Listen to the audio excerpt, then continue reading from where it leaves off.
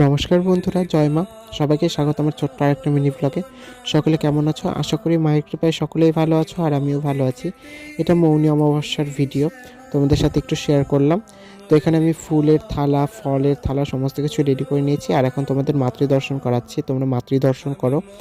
আর এখানে কিন্তু আমার ধূপ দ্বীপ সমস্ত কিছু জ্বালিয়ে নিয়েছি, আর মায়ের সামনে মায়ের ভোগ, দুধ কলা সমস্ত কিছু দিয়ে দিয়েছি। সাথে সমস্ত দেবদেবীকেও আমি প্রসাদ দিয়ে দিয়েছিলাম। আর এখন আমি তাম্রপাত্রে একটা মায়ের অভিষেক করিয়ে নিচ্ছি।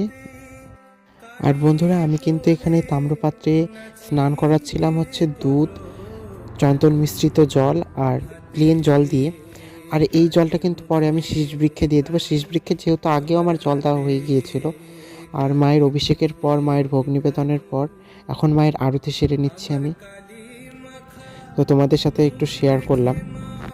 আর বন্ধুরা, এই অমাবস্যাটা যেহেতু খুবই ভালো ছিল, সেই জন্য আমার কাকিমা কিন্তু দুধ, কলা, মিষ্টি এগুলো দিয়েছিল মায়ের পুজোর জন্য। তো আমিও আমার কাকিমায়ের পুজোটা দিয়ে দিয়েছিলাম।